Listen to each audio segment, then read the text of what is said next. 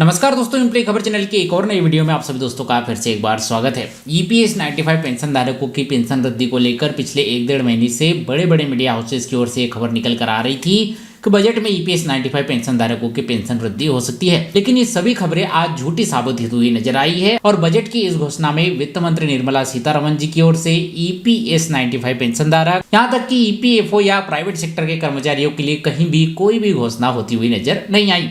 EPS 95 pension धारकों को बहुत सी उम्मीदें थी, इंक्लूडिंग मी, कि मुझे भी बहुत सारी उम्मीद इस बजट से थी कि ईपीएस 95 पेंशन धारकों की पेंशन वृद्धि को लेकर इस बजट में जरूर कुछ होगा।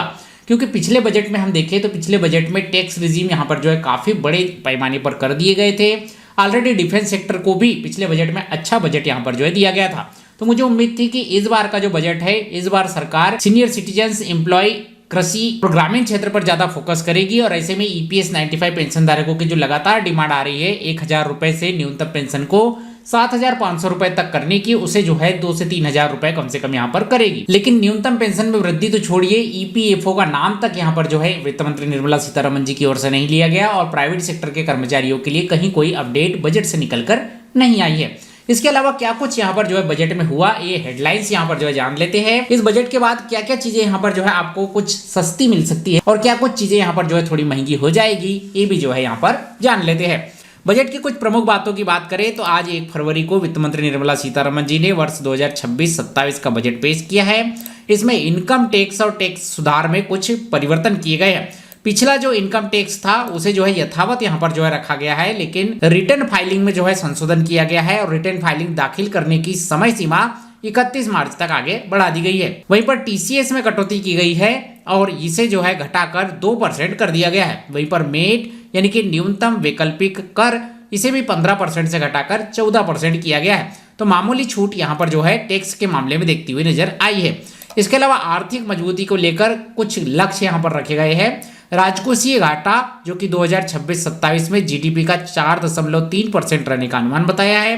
वहीं पर पूंजीगत व्यय इंफ्रास्ट्रक्चर को बढ़ावा देने के लिए 12.2 लाख करोड़ रुपए इन्वेस्ट करने का प्लान यहाँ पर जो है मोदी गवर्नमेंट ने किया है। सेक्टरवार कुछ घोषणाओं की बात करें तो स्वास्थ्य से जुड़ी यहाँ पर जो है बड़ी घोषणाएं की गई है। कैंसर समेत 17 दवाओं और दुर्लभ बीमारियों की दवाओं पर सीमा शुल्क यहाँ पर जो है घटाया गया है।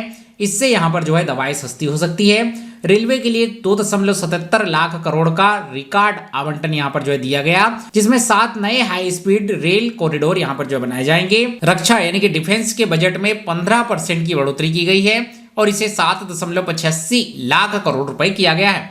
महिला सशक्तिकरण को लेकर सी मार्क नाम की यहाँ पर जो है स्कीम की शुरुआत की गई है और हर जिले में एक गर्ल्स हॉस्टल बनाने का लक्ष्य रखा गया है। टेक्नोलॉजी के मामले में विदेश क्लाउडिंग कंपनियों को भारत में डाटा सेंटर इस्तेमाल करने पर 2047 तक टैक्स हॉलिडे दिया जाएगा, इस तरीके की घोषणा की गई है। इसके अलावा क्या सस्ता हुआ और क्या महंगा, इस पर भी जाने तो कैंसर की दवाएं और दुर्लभ दवाई थोड़ी सस्ती हुई है।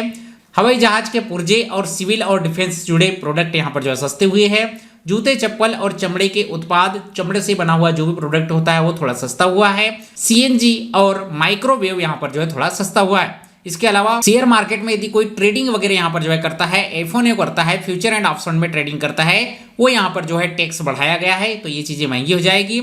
शराब और कुछ अन्य विलासिता वस्तुएं ये भी यहाँ पर जो है महंगी होगी। इसके अलावा स्पेकुलेटिव जो ट्रेड होते हैं वो भी यहाँ पर जो है महंगे हो जाएंगे। तो कुल मिलाकर इस बजट में ईपीएस 95 पेंशन धारकों की पेंशन वृद्धि, कर्मचारियों को लेकर कोई बड़ी घोषणा होती हुई नजर नहीं आई। बजट का मुख्य फोकस अर्थव्यवस्था की जो गति यहाँ पर है इसे जो है बनाए रखना और इंफ्रास्ट्रक्चर, डिफेंस सेक्टर पर ज्यादा यहाँ पर जो है देखने को मिला। बाकी यदि आपने यहाँ पर बजट को देखा तो आपको ये बजट कैसा लगा हमें जो है कमेंट करके जरूर बताइएगा। ये वीडियो जानकारी अपडेट आपको अच्छी लगी हो, वीडियो को लाइक शेयर, चैनल को सब्सक्राइब जरूर कीजिएगा।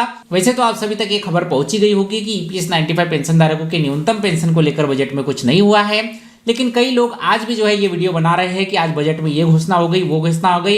इसीलिए एम्प्लॉय खबर के जो 2.5 लाख दर्शक है उन तक जो है इस सूचना पहुंचाना हमारा फर्ज था, इसीलिए जो है इस वीडियो के माध्यम से आप तक ये सूचनाएं पहुंचाई गई है। वीडियो में दी गई जानकारी आपको अच्छी लगी हो, वीडियो को लाइक जरूर कीजिएगा और इस तरीके से पीएफ पेंशन, सरकारी योजनाओं से जुड़े नए लेटेस्ट अपडेट की जानकारी के लिए हमारे चैनल एम्प्लॉय खबर को सब्सक्राइब कर लीजिएगा। मिलते हैं आपसे अगले वीडियो में, तब तक के लिए जय हिंद, वंदे मातरम।